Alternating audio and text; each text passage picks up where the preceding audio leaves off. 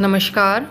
मानव एवं पर्यावरण की अंतःक्रियाओं तथा उनसे उत्पन्न क्षेत्रीय भिन्नताओं का अध्ययन करने के लिए एवं मानव व प्रकृति के संबंधों की व्याख्या को लेकर तीन प्रमुख विचारधाराएं प्रचलित हैं, जिसमें पहली है नियतिवाद यानी डिटर्मिनिज्म, दूसरा संभववाद या पॉसिबलिज्म और तीसरा है नवनियतिवाद या नियो डिटर्मिनिज्म। आज हम नियतिवाद की बात करते हैं। नियतिवाद, जैसा कि नाम से ही स्पष्ट है, नियति अर्थात प्रकृति ही सर्वे सर्वा है। इस संकल्पना को कई नामों से जाना जाता है, जैसे पर्यावरणवाद, भौगोलिक निश्चयवाद, पर्यावरणवादी नियतिवाद। तो आपको इसमें कंफ्यूज होने की ज़रूरत नहीं है। इन सभी का अभिप्राय है एक ही है कि प्रकृति ही सर्वे सर्वा है। नियतिवाद मानव भूगोल की प्रमुख विचारधारा है। प्रागैतिहासिक काल से ही मानव ने प्रकृति को स्वभावतः सार्वभौमिक मान लिया। उसके इस विश्वास को धर्म एवं धर्म के नाम पे स्थापित परंपराओं ने दृढ़ता प्रदान की और नियतिवाद यानी नियति अर्थात प्रकृति ही सर्वे सर्वा या सर्वशक्तिमान सर्वप्रधान है एवं प्राकृतिक वातावरण ही समस्त मानवीय क्रियाओं को पूर्णतया नियंत्रित करता है, ऐसा विचार नियतिवादियों का है। नियतिवाद में मानव को प्रकृति का दास एवं एक निष्क्रिय अभिकर्ता मात्र माना जाता है। नियतिवाद में समस्त मानवीय क्रियाएं, जैसे कि प्राथमिक आवश्यकताएं, मनुष्य का भोजन किस तरह का होगा, वह किस प्रकार के कपड़े पहनेगा, उसका निवास स्थल कैसा होगा, उसका शारीरिक गठन यानी उसका कद कैसा होगा, उसकी त्वचा का रंग कैसा होगा, इन सभी को निर्धारित एवं नियंत्रित करने का काम भी प्राकृतिक वातावरण के द्वारा किया जाता है। इसके अतिरिक्त मानव की आर्थिक क्रियाओं में वह किस प्रकार के व्यवसाय का चयन करेगा, उसका निर्धारण भी वहाँ के प्राकृतिक वातावरण में उपलब्ध संसाधनों पर निर्भर करता है। इसके अतिरिक्त मानव के सांस्कृतिक वातावरण के जो तत्व हैं, जैसे उसके सामाजिक एवं सांस्कृतिक जो रीतियाँ हैं, उनको भी प्राकृतिक वातावरण निर्धारित करता है। और प्राकृतिक जो तत्व हैं, इनमें किसी स्थान की स्थिति कैसी है, वहाँ के उच्चावच कैसा है, वहाँ किस प्रकार की जलवायु पाई जाती है, वहाँ की मिट्टी कैसी है, किस प्रकार के वहाँ पे खनिज पाए जाते हैं, किसी स्थान विशेष की जो स्थिति है वहाँ पे जल की उपलब्धता कैसी है, प्राकृतिक वनस्पति किस प्रकार की है एवं किस प्रकार की जीव जंतु मिलते हैं, ये सभी चीज़ें मिलके प्राकृतिक वातावरण का निर्माण करती हैं। और इसी प्राकृतिक वातावरण का जो पूर्ण नियंत्रण है वो समस्त मानवीय क्रियाओं पर पड़ता है, ऐसा नियतिवाद में माना जाता है।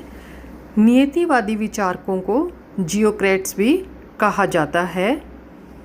यहाँ प्रमुख नियतिवादी विचारकों के नाम प्रदर्शित किए गए हैं, जिसे मैंने यहाँ उनके देश के अनुसार बांट दिया है।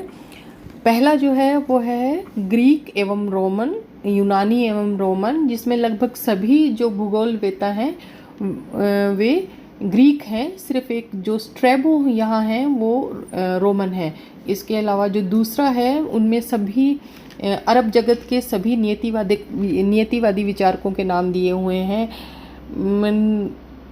जर्मन भूगोलवेत्ताओं को नियतिवाद का प्रवर्तक माना जाता है। तो जर्मनी के जितने भी नियतिवादी विचारक हैं उनके नाम यहाँ क्रम वाइज दिए हुए हैं। अमेरिका से एलन सैम्पुल एवं हंटिंगटन के नाम यहाँ दर्शाए गए हैं। फ्रांसीसी भूगोलवेत्ताओं को वैसे तो संभववाद के कारण जाना जाता है, लेकिन संभववाद से पहले जो फ्रांसीसी भूगोलवेत्ता हुए हैं, जो नियतिवादी रहे हैं, उनके नाम यहाँ मैंने लिखे हुए हैं। इसके अलावा अन्य के कॉलम में ब्रिटिश और इटालियन जो भूगोलवेत्ता रहे हैं उनके नाम यहाँ प्रदर्शित किए गए हैं। भूगोल में नियतिवाद की विचारधारा इतिहास के प्रारंभिक काल से लेकर किसी न किसी रूप में द्वितीय विश्व युद्ध तक प्रचलित रही। प्रारंभ में यूनानी दार्शनिकों द्वारा इसका विकास किया गया। इसके बाद रोमन एवं अरब भूगोलवेत्ताओं ने इसे पोषित किया। इस विचारधारा का सर्वाधिक विकास 18वीं व 19वीं शताब्दी में जर्मन भूगोलवेत्ताओं के द्वारा हुआ। अध्ययन की सुविधा के लिए हम नियतिवाद को निम्नलिखित भागों में बांट सकते हैं। अध्ययन की सुविधा के लिए हमने जो पहला पाठ किया है वह है प्राचीन काल में नियतिवाद। इस काल के नियतिवादियों में यूनानी एवं रोमन विचारक मुख्य है। इतिहास के जनक हेरोडोटस को नियतिवाद का प्रणेता माना जाता है और हेरोडोटस ने ही सबसे पहले ये स्पष्ट किया कि इजिप्ट या मिस्र की जो सभ्यता है उसका विकास वहाँ की उपयुक्त भौगोलिक परिस्थितियों के कारण ही संभव हुआ। और इसके साथ ही साथ उन्होंने ये कहा कि भूगोल भौतिक पृष्ठभूमि तथा मंच प्रदान करता है जिस पर ऐतिहासिक घटनाएं घटती हैं। एक प्रकार से उन्होंने हिस्ट्री और जियोग्राफी को संबंधित करने का काम किया। इसके बाद जो आते हैं वे हैं हिप्पोक्रेटस, और हिप्पोक्रेटस ने जो बुक लिखी थी उसका नाम था on air water and places. इस बुक में उन्होंने एशियाई एवं यूरोपीय लोगों की तुलना की और यूनानियों की जो शारीरिक गठन है, आध्यात्मिक गुण है एवं जो व्यवहार है उस पे वहाँ की जो भौतिक पर्यावरण है उसके जो तत्व हैं जैसे जलवायु, स्थल स्वरूप एवं मिट्टी आदि का जो असर है उसको उन्होंने डिटेल में बताया। इसके बाद अगले जो विचारक हैं वह हैं थ्यूसिडाइडस, जिन्होंने एथेंस की महत्ता के लिए वहाँ की प्राकृतिक दशाओं और भौगोलिक स्थिति को मुख्य कारण बताया। और इसके बाद जो आते हैं वे हैं अरस्तु।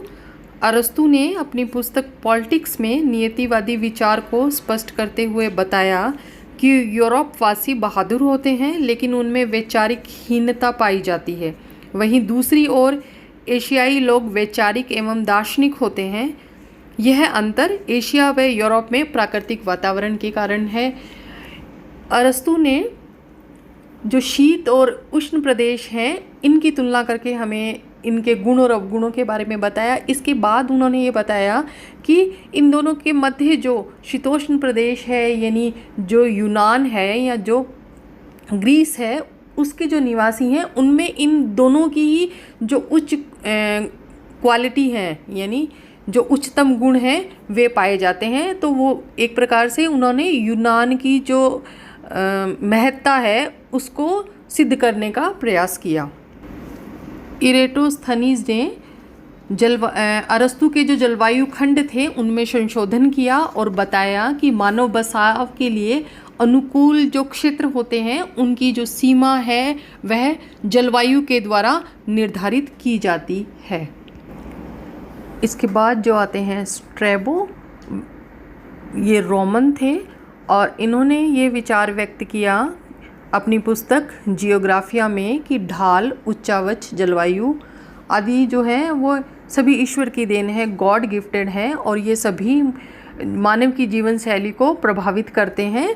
और इन्होंने ही सबसे पहले ये है इटली के बारे में लिखा कि इटली के आकार, धरातल, जलवायु एवं विश्व संबंधों ने रोम के उद्भव एवं विकास एवं शक्ति को प्रभावित किया है। इसी प्रकार स्ट्रैबो ने अफ्रीका, एशिया एवं यूरोप के लोगों की तुलना की और यह बताया कि यूरोप की जो आकृति है वह विविधतापूर्ण है, इसकी बजाय अफ्रीका के तट की आकृति सपाट एवं एशिया की बीच की या मध्यवर्ती है। अतः एशिया एवं अफ्रीका के जो निवासी होते हैं वो यूरोप के निवासियों के मुकाबले में कमज़ोर होते हैं। यूरोप की शीतोष्ण जलवायु, वहाँ की पर्वत एवं मैदान के समरूपी वितरण ने वहाँ के निवासियों के विकास पे अनुकूल प्रभाव डाला है, इसलिए वहाँ के निवासी अनुशासित होते हैं।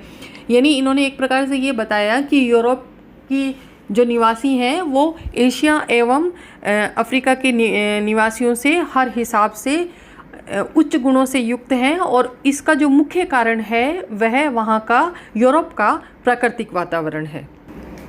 इसके बाद आते हैं टॉलमी, और टॉलमी ने अरस्तु के विचारों को ही एक प्रकार से दोहराया और उन्होंने निवास योग्य जो जगह है या भूभाग का जो संबंध है वो अक्षांशों से जोड़ने का प्रयत्न किया। इस प्रकार प्राचीन काल में नियतिवादी में हम टॉलमी तक के जो विचारक हुए उनके बारे में ही पढ़ेंगे।